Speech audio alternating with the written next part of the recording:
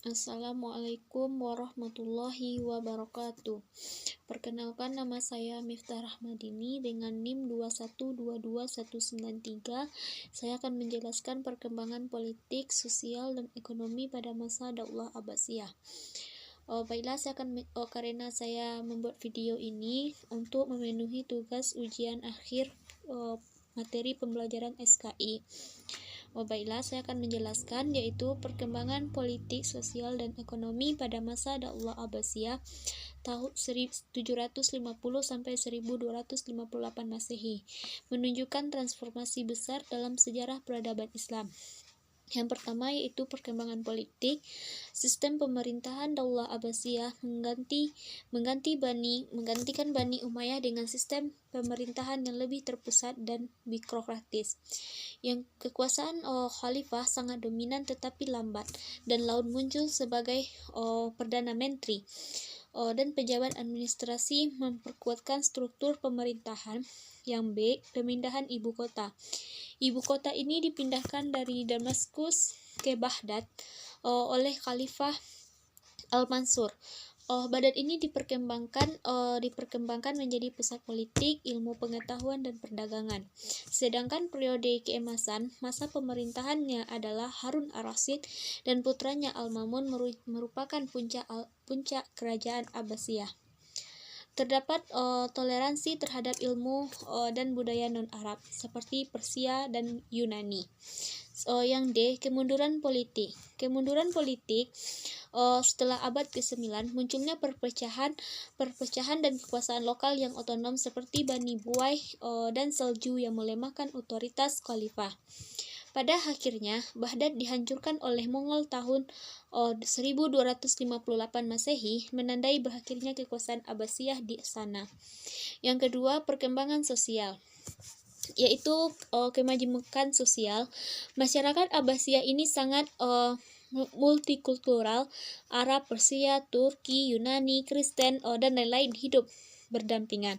Sedangkan Islam menyebar luas di wilayah Indonesia, luas wilayah Asia Tengah, Afrika Utara, India, dan Spanyol.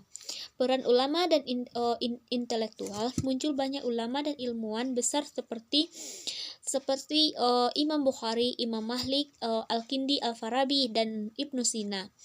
Masyarakat ini sangat menghormati ilmu pengetahuan dan keterampilan dan pendidikan. Sedangkan institusi sosial banyak dibangun rumah sakit, sedangkan rumah sakit ini kan diperlukan untuk orang sakit, sedangkan dia diperlukan untuk belajar kegiatan-kegiatan yang ada di rumah sakit, yaitu perpustakaan. Perpustakaan ini seharusnya untuk membaca buku, untuk apa-apa yang tidak mengerti di madrasah atau di mana, dialah ada di perpustakaan. Sedangkan madrasah ini adalah tempat ilmu pengetahuan dan masjid adalah tempat menunaikan ibadah. Didirikannya Bait Al-Hikmah, rumah kebijaksanaan Al-Baghdad, sebagai pusat penerjemahan dan penelitian. Yang ketiga, yaitu perkembangan ekonomi. Perkembangan ekonomi ini ada pertanian dan perdagangan. Daulah Abbasiyah mengembangkan irigasi, pertanian, dan hasil bumi. Sungai Tigris dan Eufrates sangat berperan. Jalur dagang internasional menjadi sumber pemasukan besar, sedangkan kota Baghdad ini menjadi pusat perdagangan internasional. Yang B, mata uang dan pajak. Dinar emas dan dirham perak digunakan secara luas, sedangkan sistem perpajakan diterapkan dengan baik, termasuk zakat, kharaj, pajak, dan tanaziyas, pajak non-muslim.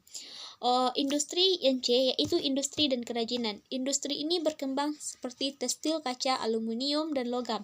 Sedangkan kota-kota seperti Samarra, Basrah itu merupakan pusat industri dan kerajinan. Masa Daulah Abbasiyah merupakan era keemasan peradaban Islam yang telah ditandai oleh pemerintahan yang kuat dan birokratis. Sedangkan kemajuan ilmu pengetahuan dan budaya, ekonomi yang makmur dan integrasi dengan budaya dan dunia internasional. Namun, karena konflik internal, pemberontakan daerah, dan invasi luar biasa, seperti Mongol. Kekuasaan Abbasiyah ini akhirnya melemah dan lemah dan runtuh dalam sosial segala sesuatu. Baiklah, dari sekian materi saya ini, apabila ada kekurangan dan kesalahan kata, saya mohon maaf. Assalamualaikum warahmatullahi wabarakatuh.